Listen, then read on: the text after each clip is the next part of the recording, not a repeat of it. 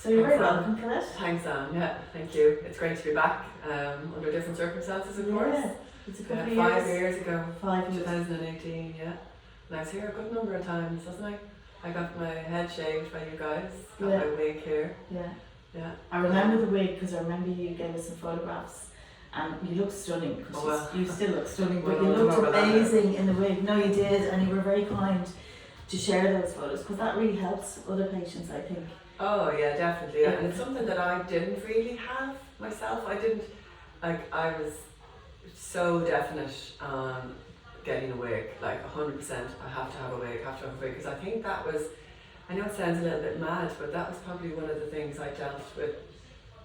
I found it the hardest was, I'm going to lose my hair. Yeah, loads of people. And I mean, I don't exactly have great hair. I don't, but I love my hair. Yeah. And then I was thinking, what am I going to look like with no hair? And and then when I can't remember, you know, people ask me, how did you hear about Roches?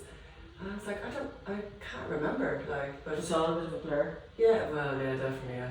But and then when I came, I went, oh my God, like this is just, they're just so kind. And you know, my husband was asking me, how would you sum up Roches for you? And I was like, just kindness.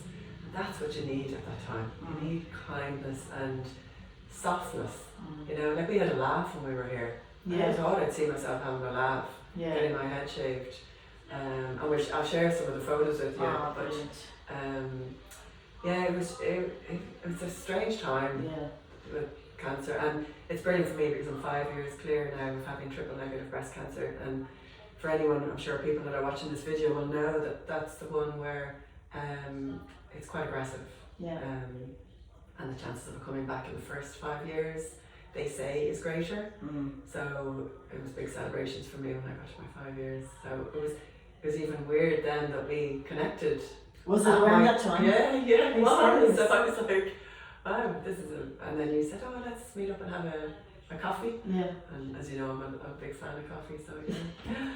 And what did you do to help? What did you do in terms of your own thing to help yourself through your treatment? I mean, obviously you did your mainstream treatment as well, did you? Yeah. So basically I found the lump in 2018, and it was a few days after. It was a really tough start of the year. I was away with my family on holidays down in Old Head Beach down in Mayo, and we had a fabulous holiday, and then we came back, and then my poor husband went to see his mom, and unfortunately his mom had a stroke. And then 2 days later, then I was in the shower and I found the lump. So and was it very visible, or was it just by accident, or did you? Yeah, it's funny. Everyone asks me that. Yeah, like, oh, do you check? Oh, I don't check. I need to check because you must check. And I said, I was never like, oh, I'm now checking my breasts. But I guess when you're washing yourself, and I was washing myself here, and I went, oh, what is that?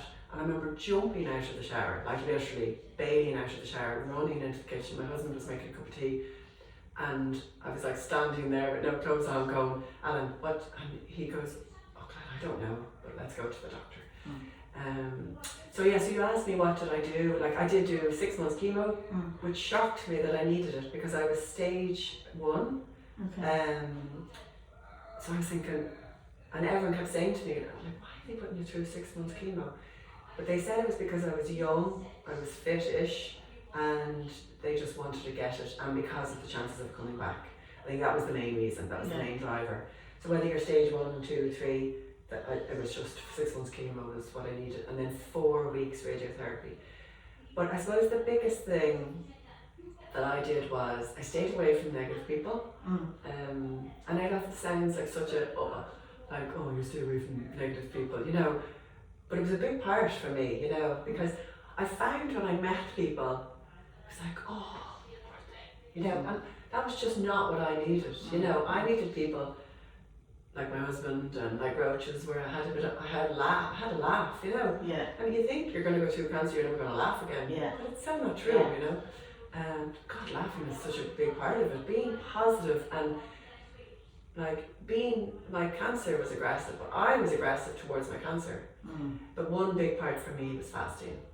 Yeah, I followed you on it because I'm really interested in all that stuff. And somewhere along the line, I saw you I don't know, it was a water fast, was it? I think I Yeah, followed you and you I've were, done lots of fasts. well, this was one, and you were jumping in at certain stages, I think. And So I was like, videos, because I was like, oh, because like that's was something I'd be really interested in as well. So I was like, oh, that's really interesting. So you did fasting during your treatment? Yeah. So I got an email from one of my pals who's in the alternative area, and she said to me, "Oh, have you ever heard of fasting?" Now, my head was not in that space when I got the email. I remember getting the email and going, oh, no, like I'm just struggling to get through my days at this point. And then I was sitting down one day, I had done my power walk and I came in and I just opened up the email. I said, right, you know what, Colette, read the email, read the research. She sent me all the research that was done, and it was from somebody else who had gone through cancer. And then I like everything I do, I get a bit of information and then I want to know more, and I want to know more. So I fasted before every chemo. So my chemo was in the morning, and you may know this, but I was in the Mater Private and I used to go in. I always kindly had a friend or a family member that came in with me, and you go up and you have your bloods to see if you're okay to have chemo, and then you go down and they send you off while they're getting the results. So I came down and you'd have a coffee, and everyone that was with me used to have like, oh my god, this is amazing, the canteen, there's loads of food. And I was like, no, black coffee, that's all I'm having. And I go back up and then they tell me whether it's okay to have my chemo, and I fasted and they bring round plates of biscuits and everything. No, not having any of that. So I would fast from say lunchtime the day before, or maybe 4 p.m. So I was in full fasting state because my chemo was, I used to get home at about 2 p.m. and then I would have food when I came home. So I did it before every chemo, to be honest, but then my veins collapsed, unfortunately. I have really bad veins, and then obviously having so much chemo every week was tough going on them as it is, you know. So, but I'm also very much, I'll read something and somebody else's experience, but I have to prove it for myself. So I happened to be brought into hospital to get a PICC line put in, which is basically just a tube, so that they just feed the chemo in via the tube, so they put it in all the way around. So I was brought in one night. And that stays in, doesn't it? That stays in, So there's no, like, let's put the needles in, and then the veins collapse, and then you can't get chemo, which is obviously a disaster. So, so I came in, and then the next morning they gave me the not very nice porridge in the morning. I'm sure everyone knows what porridge in the hospital's like. And I ate it for some strange reason. Now my chemo was delayed until the afternoon because of this procedure to put the PICC line in. And I had chemo later that day. It was the only day I was not well.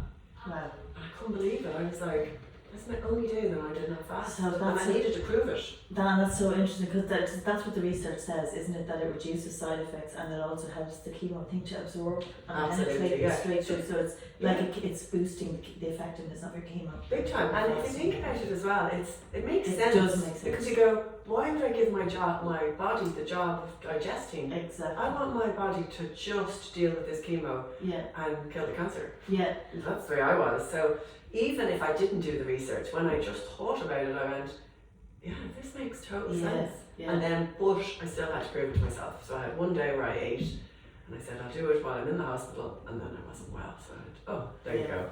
So I tell anyone that crosses my path, because I get a lot of emails from friends saying, oh, my sister's gone through it, would you mind meeting her, having a chat, or what are your tips? So I literally have like a draft email now that I send to people, because so many people have said, oh, do you know what, I didn't know anything about fasting. And since getting better, fasting's a part of my life now. And always will be. And I do my long fasts, I do intermittent fasting every day. That's what I was just going to ask you. So you do intermittent fasting. What time would you cut off eating?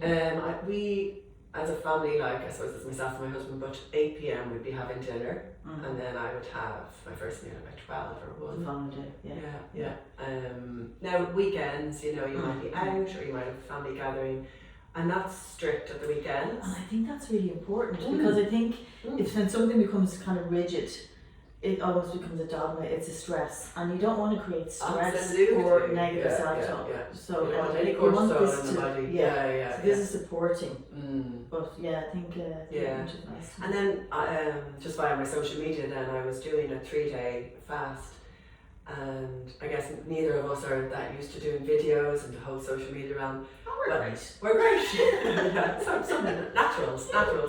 But so I remember somebody said to me, Colette, there's lots of people that would want to know about this.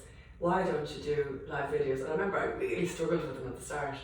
But I got so many people emailing me going, oh my God, it's been brilliant to see, because I gave the ugly as well as the light. My second day I was like, and I was still teaching at the time. But it's important that people that don't just see the it's so rosy nice like. to track, and it was kind of nice to be able to see, because you pop up with like, oh, how's she getting on today? Yeah. And did somebody belong to you drop out and you kept going?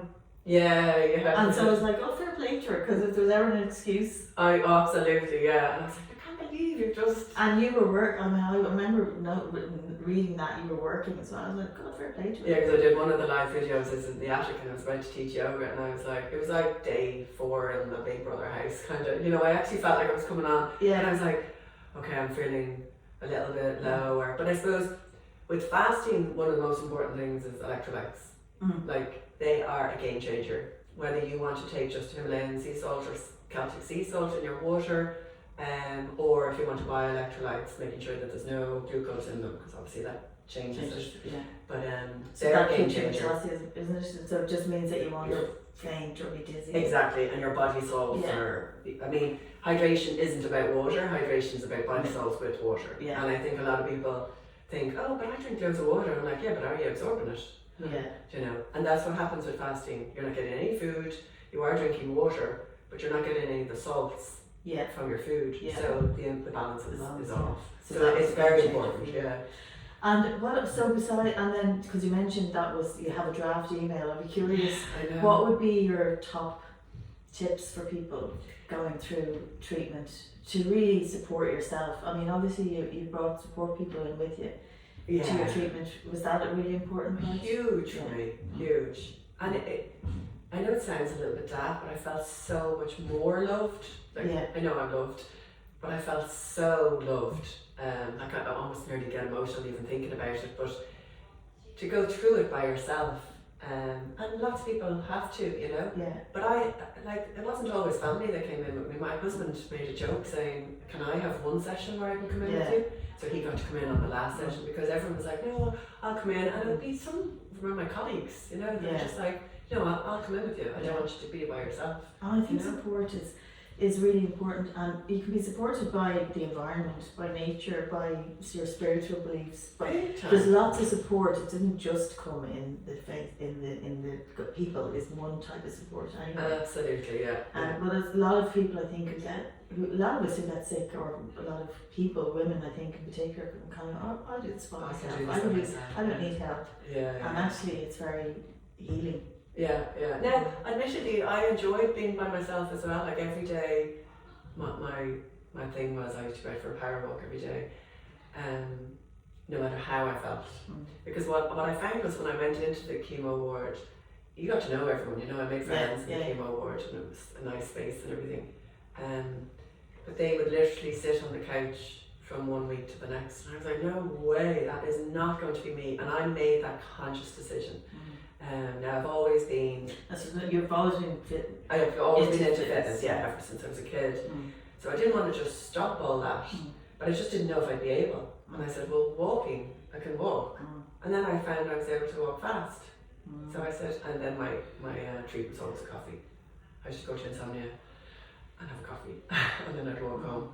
But then I started walking into all my treatments. Oh wow! Which is a long way. Exercise is so important. Oh. Like there's so much evidence on exercise. Oh, in every way. For fatigue as well. And your mindset, obviously, to actually to make the decision. Yeah. Now I was lucky in that I went through mine during pleasant months. Yeah. You know, like I found the lump in January. My treatment started in March, so I had April, May, June, July, August. So it was pleasant weather. But I didn't care, even if it wasn't. at the end, what was it my dad used to always say to me, we don't get bad weather, we just wear them on. I would say, yeah. And he's so right, you know. Yeah. Like, I'll be happy enough to put my hat on, my scarf and my gloves and just start walking. And when you walk fast, you heat up. So. But yeah, it's not even just for it's your mental well-being. Yeah, it was your space. Yeah, because if the head goes, it's very hard to come back from that. And I think, I know I say it again, but staying away from negative people. I just had to do it, you know. Well, and sick people. God, the amount of people that say, oh, the kids are sick, I'm just calling up to you to say hello. I'm like, no, you're not. You're not coming near my house. Yeah. What are you doing? What are you thinking? And was that hard to do, to say to No. people? No, that was... Maybe the first time, and then I just got a little bit, guys, come on, think. Yeah, but you really said, I'm taking care of myself. Yeah. I suppose it's like COVID time, you know? Yeah. And it's interesting, I was mentioning to you that I have done some work with the consignment and cancer centre. I won't go into that now, but just one of the things that they talk about in the Silent Centre is visualisation.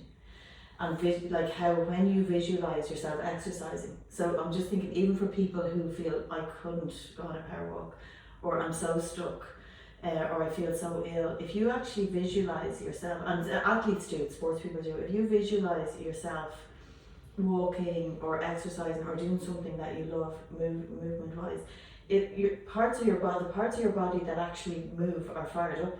Wow. So you can actually just sit on the couch and visualize yourself exercising and feeling great as well. Like visualize yourself really enjoying it, and even if you feel like crap, you're kind of putting a picture, you're communicating with your body, this is how I want to be. Wow. So I may not be there now, and you're actually getting some of the positive effects. Isn't that amazing? But I suppose it works the other way, that if you visualise yourself feeling terrible, you know yourself, if you just come back from a common cold or a flu, and you haven't had a shower in a few days, you have that shower, you feel, because you're like, you know what, so it's so important. Yeah, you know? no, they actually say it's mental imagery or visualization is imagining the desired outcome, and the opposite, like worry, is actually imagining the undesirable outcome. So it can go, and we're all doing it all the time. So no one doesn't visualize, because if you worry, you visualize.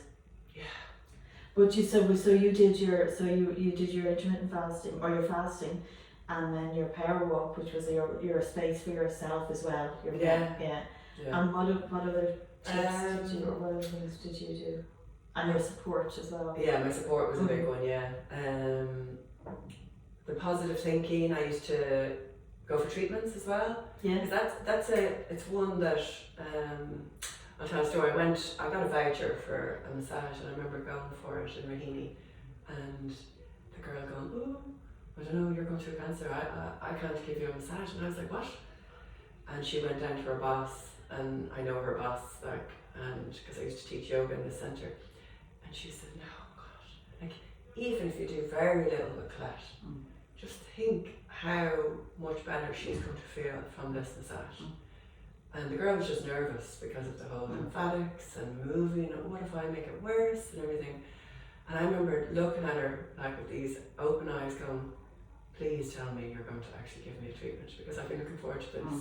So I think that was a one for me, even going for... And do you know, Colette, that's so interesting you brought that up, because it actually gives me an opportunity to just tell people as well about our centre here, where we do oncology massage and holistic facials, and everything that we do here is suitable for people on treatment. Brilliant. And just what you said, so many people who love getting a massage or love getting a facial, and the minute they go to their regular place, because they said, oh, contraindicated, if you've had cancer we can't touch it, which is actually, it's insurance, and it's people's fear as well, and it is incorrect information, but because they're not trained in oncology, which is basically our massages would be exactly the same, just as gentler. It's touch, and we obviously be able to understand about lymphedema and stuff like that, so you're going to avoid the area.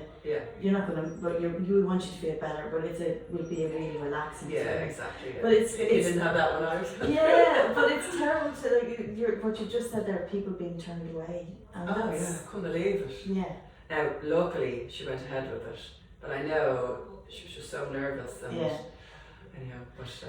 And then, you worked in that centre as well. I used to teach yoga there, yeah. So were you working in this, because I know I want to talk to you about your own wellness journey in terms of after your treatment. Yeah.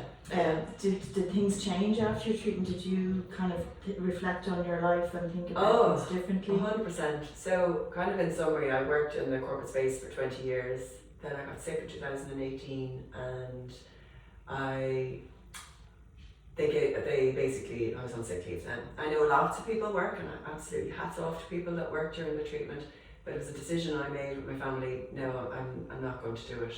And I'm forever grateful to my company that they funded me, and I know obviously I got paid by the government as well, but it was great, you know. And then I was due to go back to work in the January actually, and because I took an extra few months just to get myself back, because after all the treatment your body you're quite depleted, you know. There's no two ways. I'm not going to sugarcoat it. You are depleted, and you need to give yourself time, you know. So then I just decided, redundancy came up in work, and I had applied for it a few times before I was sick, and I used to always get told, no, it's not happening, Colette. So I was like, okay, but I applied for it, and then my boss wanted me to come back, which was really nice. But she rang me, I remember the call, she rang me and she goes, Colette, do you really want this? And I said, more than anything in the world, that's nice. I don't want to go back to stress. And I'm not saying that my job was particularly stressful, it was, but it was like, I created the stress as well, you know, it just wasn't, and I definitely did not want to go back to that place, because I believed stress was, like, I used to be a stress bunny, I'm not anymore, because I've really worked on it. But I've also taken myself out of situations where I did get stressed. So then I took a few months trying to decide what do I want to do, and I'd always been teaching yoga and fitness, but I taught, apart from teaching in Rahini, I taught to my colleagues. You know, so when I took redundancy, I lost that gig as well. So I was thinking, what can I do? And then I was helping a lot of other people that were going through cancer, just in a really informal way, just meeting people for a coffee and a chat. And I said, do you know what? Maybe I could make a go of teaching yoga and teaching fitness. So I set up my small little business, very small, Harte and Soul Wellness. I love the name. Yeah, thank you. Yeah, my surname being Harte, and because I suppose you mentioned it earlier when we were chatting, you have to look at the whole body as a holistic unit, you know, and to target one area of your life, and this is even if you're not sick, you know, to look at one area, or for example, mental health issues, just to start taking your tablet. And I'm not saying that people have to take it, but you need to look at everything else. Look at the food you're eating. Are you eating healing foods? You know, that's the same with cancer, you know. So I didn't want to just be just yoga and just fitness, because that's not what I'm about. I'm about what other healthy habits can you do, because I've adopted lots of them. I do my cold showers every day. I will never ever miss a cold shower, and I've brought them into my life, and I want to share them with other people, you know. And a lot of the time they're free, and so it gives you more money then to focus on your massage treatments, you know, like not everything has to cost something, but if you have lots of stuff that's free, like the things that you can do on a daily basis, your cold showers and your fasting and everything. Sea swimming or walking. Absolutely. Forest bathing. Yeah, absolutely. Gorgeous, Then spend the money on the treatments because I always describe a massage, and it's such a pity now that you didn't have the massages going when I was going through it, because I would have been here every day. But it's like wrapping a blanket around somebody. Because somebody only just asked me yesterday, do I recommend acupuncture or reflexology? Because I'm a reflexologist as well. And I said, listen, it's a very personal thing, but from my personal, if I'm going through a tough time, acupuncture is quite sore. Now I did do acupuncture when I was going through cancer as well, but reflexology is like somebody putting a blanket around me and hugging me. You know, and that's what it feels like. And same with massage. That power of human touch, which you don't get in acupuncture, I'm afraid. And you know what it is as well. It was what I know one person that we would have trained with years ago, Christine Clinton. She called it touch therapy. And it was for cancer patients. She's from the States, but when you're going through treatment, or when you're in the medical system, or when you're sick, you usually do become the disease and the organ that it's affecting. And also most of the touch that you're getting is being poked and prodded and may not be pleasant. You know what I mean? So I think it's lovely to have positive, affirming, loving, nurturing touch rather than needles and taking your top off to get your doctor to check you, yeah, wound healing and all that kind of stuff. Yeah, So yeah. it And is, it's also nice coming to a place, safe is not the right word, but just a nurturing place. Nurturing, you know, like just, like I'll never forget when I came here, first of all to choose my wig, and I remember I was dealing with Patricia. Yeah. She's still here, isn't she? Yeah. She was just so kind, and I remember my husband doesn't really mention anything, but he just said, "God, she was just so lovely with you," and I really felt like I bonded with her. Yeah. And there was no hard sell. God. No. You know, because I did go to somewhere in Clontarf, and I couldn't get out of the place quick enough because I felt like it was almost like my illness was a sale to her. Yeah. I was like, oh good God. Whereas I came here, Patricia was like, no, that wig doesn't suit you. Yeah. And I was like, great, you know, I'm getting a really honest opinion here. Yeah. Because as I was saying earlier, the hair was a big deal for me. So I wanted to get a wig that I felt nice in. No, I think all of the girls, do it. I do, yeah. All the people who I would have to say who work here, like I'll give out because everything's technology now, and most people here are not tech savvy, but they're all empaths, as I say. So anyone who works here is really motivated to help other people. Yeah. That's the reward. It's very visible. Very visible. Even Yeah. when I come back to meet Claire, then when I was having the wig fitting. Yeah. You know. But it is a privilege for us as well to meet people at a vulnerable time, and it is a really lovely job because I suppose the products are so good now that it's like most people come in like dreading it. It's like I used to say, I feel like a dentist. They come in like, oh, I don't want to come in here, I don't want to be here, obviously, and generally they leave feeling relieved. And I can do this, I can face the world now, I actually look okay, not everyone's going to know because I'm on my way or whatever. So it's a really rewarding job for us. Like it is a bit of a privilege to work in this. Yeah, absolutely. And then you've expanded into this room is this is a gorgeous space. Yeah, this is we have a therapy room, a talk therapy room, and then we have our holistic therapy room. So we do have a reflexologist more who comes here, and we have a couple of other therapists. You're more than welcome to come if you want to. And we have we have a couple of different modalities with somebody who does. I'm trained in the Simonton method, which I'll talk about again, but it's like a program to help people navigate through their cancer journey. And even just when you were talking about the holistic idea, like of looking at the whole person, there's this thing I love on the program, which is that we get people to draw their treatment. And it's so interesting at the beginning. So sometimes people will draw a picture of themselves with no hands, no feet, and the cancer is huge. And they're to draw their treatment, and they'll just have one skinny little drip of the chemo, and the chemo mightn't even be connecting with the cancer. And by the end of the program, when they're becoming open and they're kind of relaxing in and realizing the power that they have, and how our bodies are self-healing mechanisms, and how all these modalities, exercise and fasting, all these things, but you choose whatever resonates with you, but you fill your picture. And by the end of the program, you'll have people, and you'll have your chemo and your doctors and your nurses and your radiotherapy, and you'll have your power walking and your intermittent fasting and your sports, and it's a really vibrant, and you'll have your own immune system coursing through your body, and you'll just have this full picture. So because it really kind of upsets me when I hear people, and I see them a lot on social media, and it's like they're hanging on for the drug, and you think, or the doctor said, like one of the things that they say in Simonton is like, don't die on time. For doctors, don't die on time. And this is by a medical oncologist. It's so the doctor says you've got 6 months to live. That's just a statistic. That's not a fact. That's just based on a bell curve. Do you want to be at the top, or do you want to be here? So there's so many things that we can do for ourselves. I'm like, you have done so much. And your life is you've kind of changed your whole life, really. I know I have. Yeah, totally. Yeah, like. But I felt I had to as well, you know, because it's funny, way back at the start when I was diagnosed, now I cried solid for, I think, 2 weeks. Really?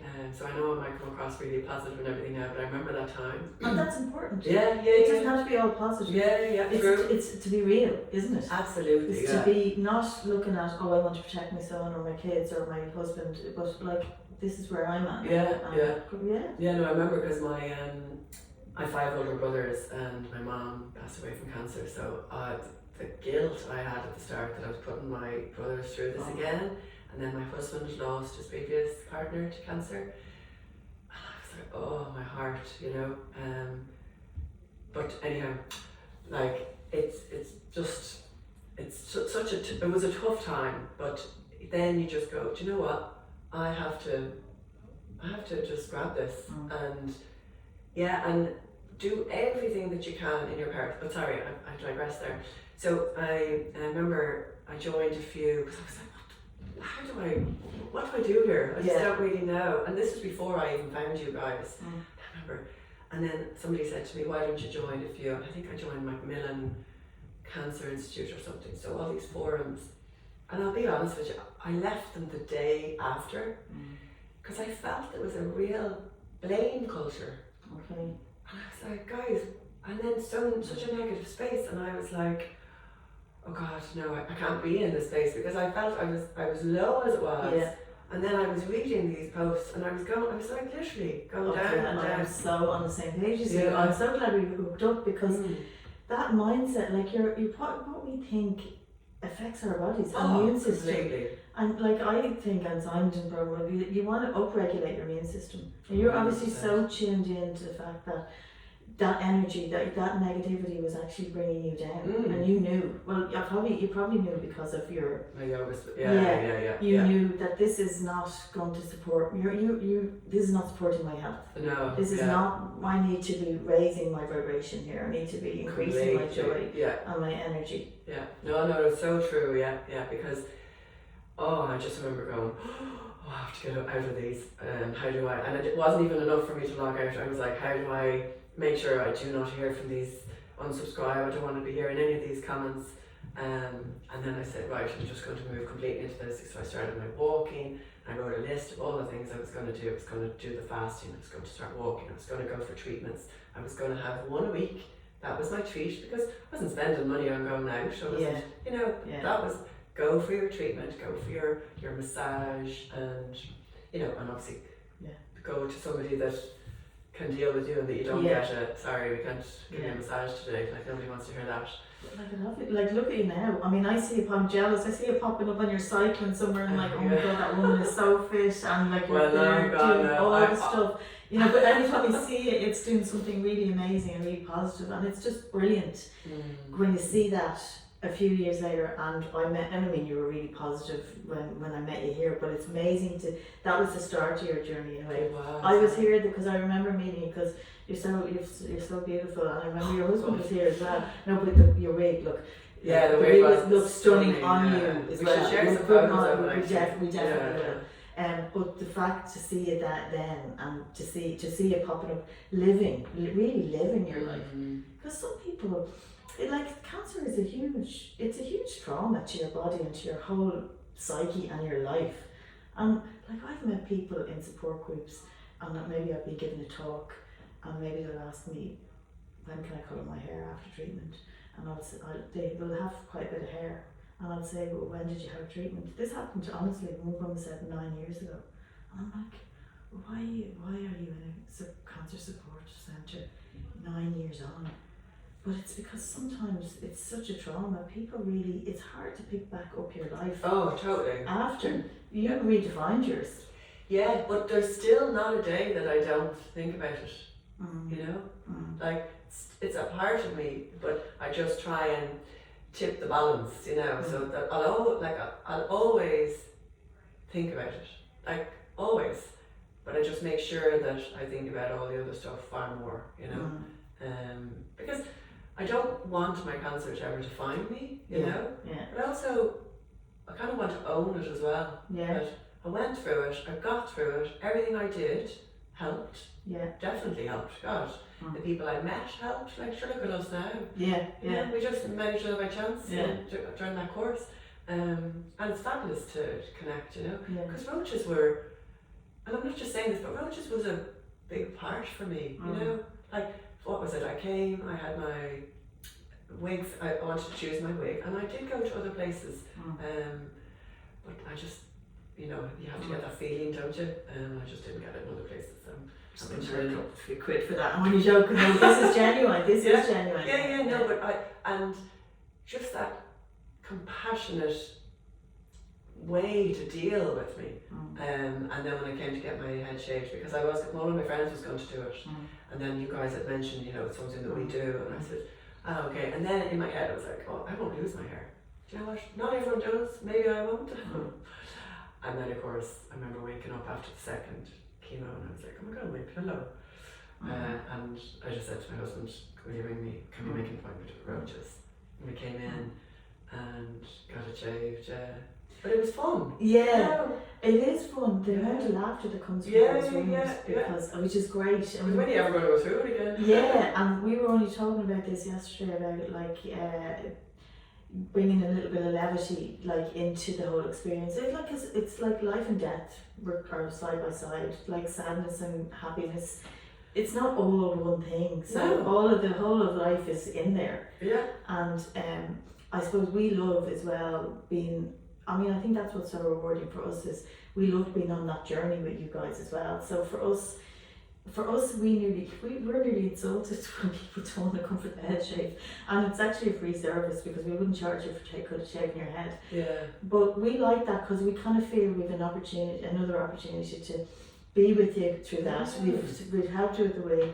Then we can actually put you, and help you put your wig on again, so you know how to do it. Yeah. And also, we kind of like the idea that you've come in with your hair, and then you walk out of this place with your hair. Yeah. And it should be kind of a scene. We want it to be a kind of a seamless transition. Yeah. And then the way I look at it is when you've done the head shave and you've put your wig on and you've walked out with your head up high, the next time we're going to see you, you're going to be getting your first trim. Your treatment you're going to be going through your treatment, and you'll be back here for your first trim, and your hair's back the on the baby way hair. Yeah, the downy hair. Yeah, but you know, and it's so nice. And then like the wellness centre was always a passion project for me because I always wanted to get into this space because for years when I was fitting wigs, like I loved fitting wigs. I don't really fit them anymore.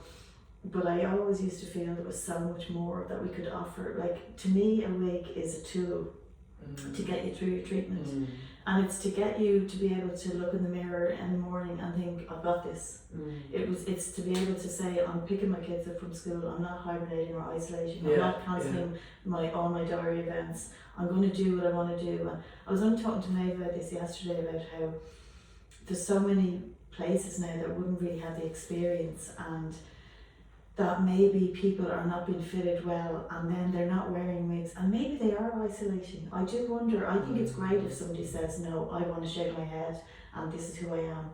But I'd hate to think that there's people who have not been fitted properly and therefore are feeling pretty grim when they look in the mirror. Like I shaved my head for charity years ago, and like I wore a wig and like you do look better with a wig on. Yeah, you do. Yeah. Like let's face it, unless you're stunning, your hair does frame your face and it does cover and it does soften and hair is a huge part of feminine. And just so much so. I mean, I just think it's such an important part of the journey to, if it supports you, whatever supports you in getting through. Yeah. And as I was saying, that's why we were so excited to be able to have this centre so that we could bring people further along and offer all the other things that maybe will support you through, that would be, as we say, uplifting and like upregulating your immune system.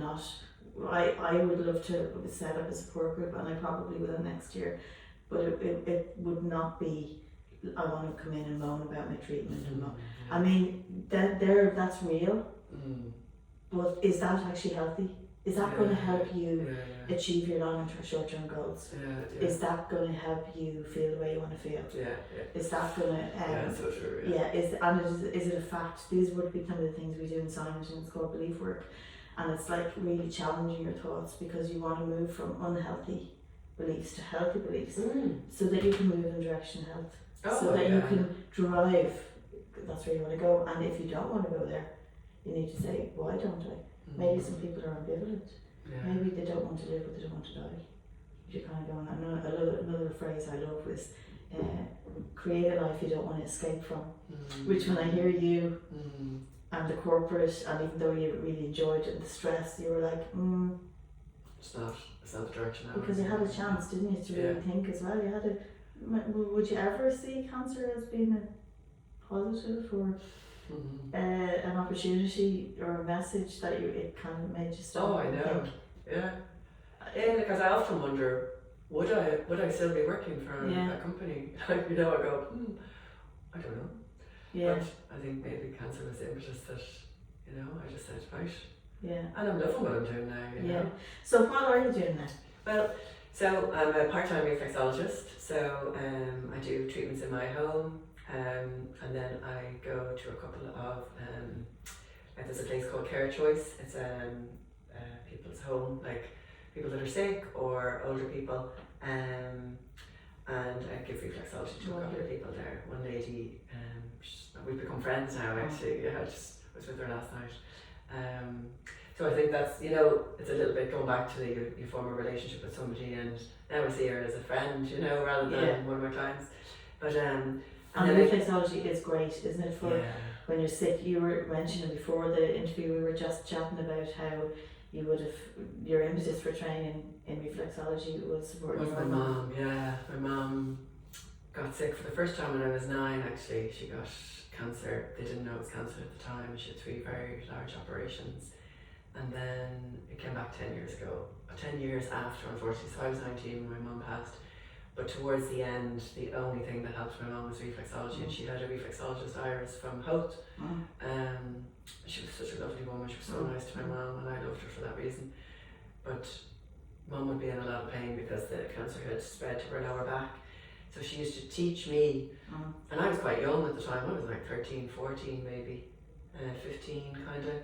And she used to teach me the different things to do, and not just on the feet, but the whole body. And I remember, wow, there'd be a point Mom would say that it was her lower back here, and then Iris would send me all the way up to just under the shoulder blade. And I was like, right, that body is so connected. It's not mental that my mom is in so much pain here, but if I touch here, she would literally jump across the room with pain.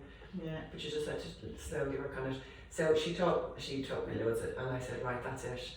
So I trained to be a reflexologist, and then my work, the company I worked with, they sponsored me to do some voluntary work. So I used to give reflexology to people that were going through it as well, going through cancer. And then of course, then I went back for treatments myself when I got sick. But so the reflexology, so part-time reflexology, then I started teaching yoga. So I do chair yoga, so I work with the older adults, which I love. Brilliant. I found that I love working with them, they're good crack, you know. And where do you do that? All over North where I live. I live in Airfield, so Raheny, Kilmore, Darndale, Donecarney. We can put some links in. Do you do anything specifically with people? Now obviously we're talking to people with alopecia as well, and all your followers, so people with alopecia, it's an autoimmune, so everybody benefits from relaxation, all of us. But do you do anything specific? I don't, but I did do a course, so it's one of my plans for 2024 is to do some yoga with people that are going, and also family members. We can't together. Yeah, exactly. But you can't lose sight of the fact that it's not just you that's going through it, and that was something that I was very because you're wrapped in a blanket when you're going through it. So the going through it isn't the hardest part. It's the after where people go, well, you're grand now. Yeah. And you're like, oh, what just happened? Yeah. Yeah. So the treatments after, for me, are as important as going through it. For sure. And that's something I did keep up, probably to this day. But it's your family members, Yeah. Like a place like this is great for people, like even this room coming in and a family member, a husband or a partner or even a child. Absolutely, and actually I keep referencing back to the sound, but obviously that's my gig. That's what I'm really interested and passionate about. And on the program, it's a residential program in the States. I hope to have one here someday. Oh wow! But it's an online program as well now, so it's a 6-week program. And then we will be doing a physical 6 weeks, or maybe I might make it an 8-week program in Kimmage in our workshop space. Okay. Hopefully 2024 is when that's going to happen. But the point I was trying to make was they always, and they don't charge, they always insist, well not insist, but they recommend that you have a support person with you on the program. And they don't charge for the support person, which I think is phenomenal. Yeah. Like it's a charity, but the support person is there as much for themselves. They're there to learn all to understand what the person who's ill is trying to achieve. Okay, yeah. But they're also there to try to achieve it themselves and to get support for themselves. And there's section and communication, because sometimes it's hard to. People might feel selfish looking after themselves, or guilty, and it's to kind of know. Look, it's to get an understanding of that, and for both people to be able to have their needs met without undermining your health. Or so there's loads of support people are so important. Yeah, no, absolutely, yeah. And so do you do yoga for support people as well? Or that's the plan, that's the plan in the new year. No, at the moment plans. Yeah, the two of us. yeah. But exactly. It's going to be busy in 2024. But I've spent the last couple of years just working with Dublin City Council, so I offer programs around where I live. But I'm going to start teaching classes myself now. I'm going to go out by myself. Oh, brilliant. So I'm in the process of going to different halls and teaching yoga. But yoga always tends to be for a certain. People think it's just for a certain type of person, but it's not. It's all just. Like, I'm passionate about the movement, but I'm even more passionate about the breath. Yeah. Breath work. And because most of us don't breathe properly. Yeah. And like the whole physical benefits, all the benefits to the body of the breath, And unfortunately, a lot of yoga that's taught, it's just people want to do the asanas, like the postures and the poses, which is great. But that's the area, and I suppose that's why people come to my yoga classes, is because I don't just I do the breath work, I do the meditation, I do the yoga. And I don't forget about any age group, Yeah. Kids, I teach kids. Yeah. I was teaching very young children in a park in Rockfield, and I remember my husband was like, "Oh, I saw a side to you, Colette," because I was just like, "Well, you make it all fun for them." Doing the breath work, what sound does a lion make? And they were all like, the parents came up to me afterwards, they were like, "I can't believe how attentive my child was with you." But it's just because I was having a bit of crack with them, But anyhow, so it's just every age profile, and no matter what you're going through, whether you're going through cancer, it doesn't mean that you can't do yoga. I know a friend of mine actually said to me, she's a yoga teacher, just went for a walk with her yesterday actually, and she studied functional yoga. And it's and it sounds very much like but she said she was if you can move, if you can move, you can do yoga. Absolutely. It's not about getting the perfect posture. It's about feeling it in your own body, very similar to about your breath. Because with social media is great and everything, but Instagram and yoga is just like, no, you don't have to have that perfect headstand where one leg's going this way and one leg's going the other way. It can kind of alienate a lot of people. You just go, well, I'm never going to be able to do that. So I can't do it. No, absolutely, And then I teach fitness classes as well, and weights. I'm passionate about weight training. Brilliant. Especially for menopause. women. Menopause, absolutely. And perimenopause. And post-treatment, actually. Really important. No, I just love weight training, So I try and mix my classes in the morning, they're online, so I do Tuesday, but I was doing it every day, and I'm going to move back to that in January because I kind of miss not doing 5 days a week. But at the moment I'm just doing 3 days. So Tuesday and Thursday is weight training, and in between each set of weights I encourage people to do active rest, which gets the body into that fat burning mode quicker. And then on Wednesdays I do mobility plus yoga, so it depends really. I do a different 5 mornings. I'm going to be doing that now. Back 5 mornings, 7:15 in the morning before people go to work. All right. Well, we'll put a link in the bio like that, and I mean that would be amazing. No, it is. I mean, it's all movement, and it's all like I always say to people: listen to your body. Your body's your best instructor. That's my line in all my classes, because people go, "Oh, I can't do that. I see that person doing that on Instagram, I would never be able to do that." I'm like, you can. You listen to your body and you adapt, always. So your fitness and your weights is the morning time, and then the yoga is during online the day. as well? No, I don't do online. Well, I do part the Wednesday just because everyone needs a stretch from doing training every morning. So I do Wednesday is stretch day. Right. So I've loads of plans for January. You never know, we might do something together. Yeah, it'd be lovely, yeah. I think It'd it's be really nice. something bespoke for, because it obviously resonates with lots of people because you've been through the journey yourself. Yeah, you know? yeah. So you get Absolutely, yeah, it'd be nice, yeah, it'd be great. But yeah, so I suppose it's so nice for me to be back here to have a chat with you. How did it feel when you were walking through the front door? Was there a bit of like, woo! And then even just to see the new space, it's so nice, you know. Yeah. I'm delighted for you that you have so many great ideas, you know, from a holistic viewpoint. Yeah, I love this space. I love this space. Like I really believe it. Like I really do believe that there's so much that you can do to help yourself. Like so, if cancer diagnosis is, I had cancer myself. My mom had cancer. I know. Like I'm not just talking from a textbook. I know. Yeah. And like in fact, how I was introduced to Simonton was through my mom because she had ovarian cancer stage 3 to 4 and was given 6 months to live. Back, I was 21 and I'm 55 now. So and she's 82. Wow. So like that's I'm not amazing. going to take away Dr. Carney did her chemo and he was amazing, and she had lots of radiotherapy and lots of surgery, but like she did a lot herself. She was very focused on what she did the belief work. She called the book, the Getting Well Again, she called it her Bible. Brilliant.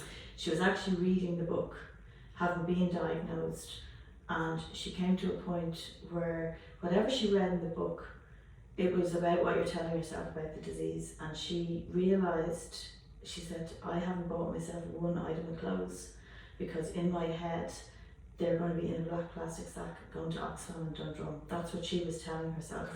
And it jumped off the page at her, and then she realised, oh my God, I need to change the way I'm thinking about my cancer. And like you with people as well, if there was somebody that was coming up to her and tears in their eyes, she was like, no, my focus now is on getting well, and I'm going to do everything that I can possibly do to get well again. So she did her visualization. I can still remember it was a different tape. She did it 3 times a day. She'd be in the front room with the tape on. It was in English voices. She was going into an English garden. She was imagining her own immune system gobbling up the cancer cells like Pac-Man. And when she was having her, and that's part of the Simonton program. She would.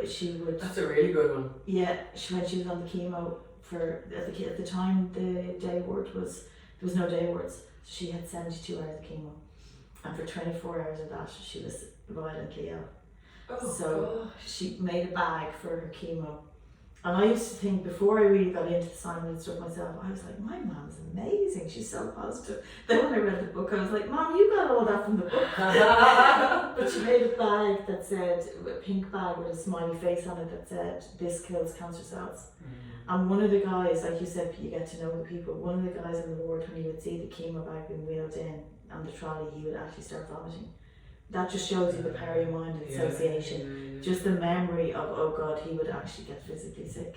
So to say that your mind doesn't affect your body is really mad when you think about it. Oh, it's completely mad, yeah. But she made this bag anyway to kill cancer cells, and then when she was having her chemo, she would visualise the chemo going into all of the damaged cells, and poof, was zapping them, and then her body identifying the cancer, transforming it, eliminating it.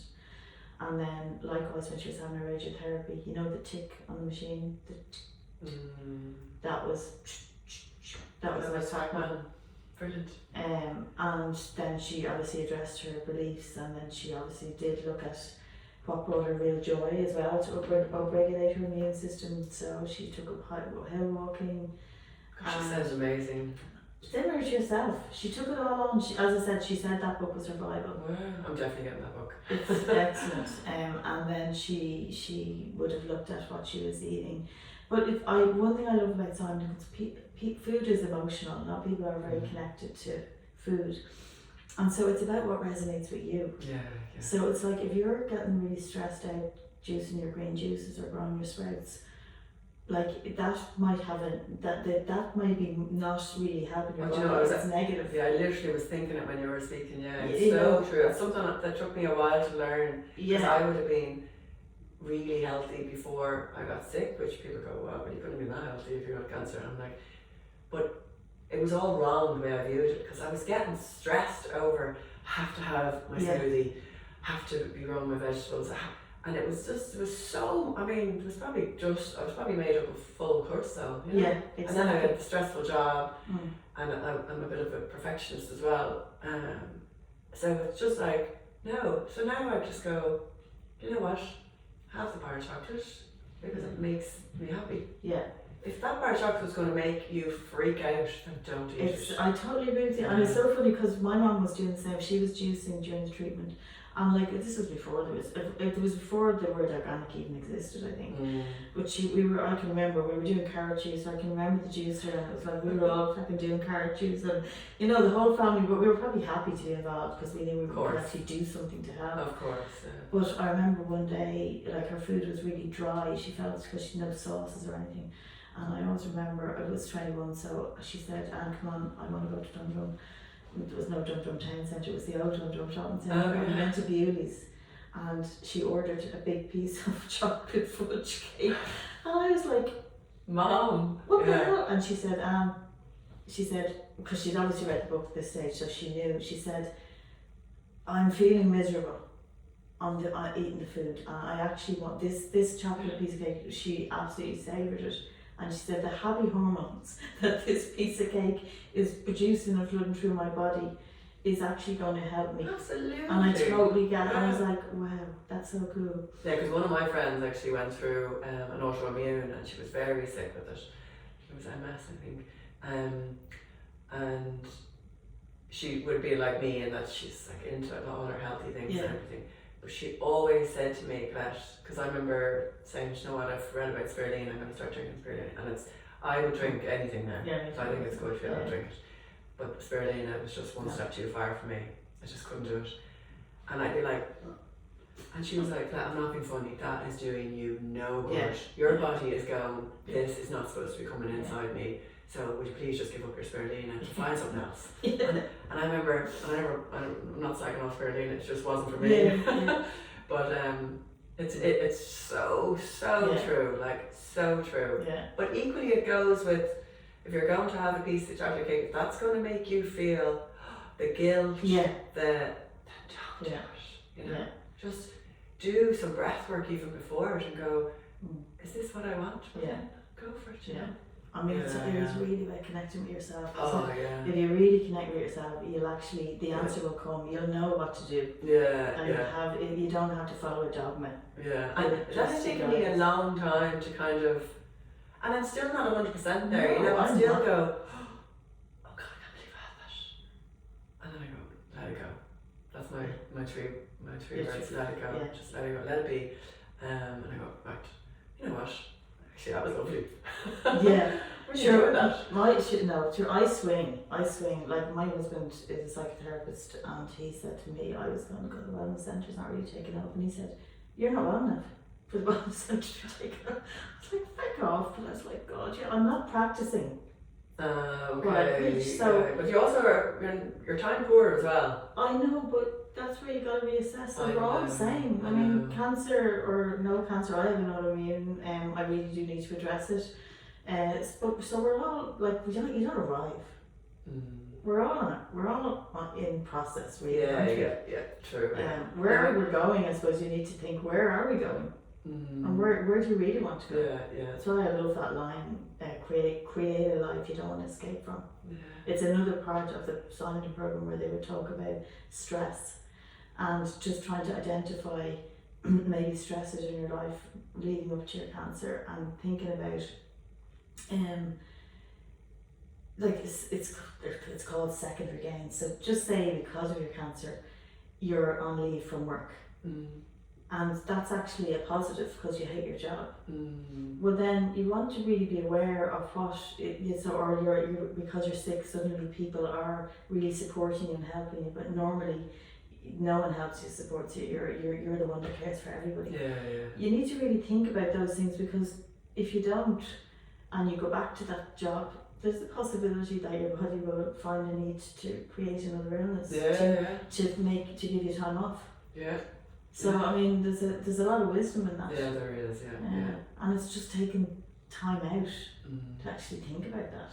Yeah. Think about what do I really want and where am I really going, and you know, just it's a fabulous journey, really, isn't it? Yeah, And no. it's so So many interesting. learnings from it, and the fact that you can help other people as well is a big, you know. So look, I think we're probably gone way over. We probably have. half an hour. Yeah, sorry, But it's been forgot about absolutely the brilliant. camera. Yeah, well, that's good. That's what we wanted. Yeah. We wanted An informal chat.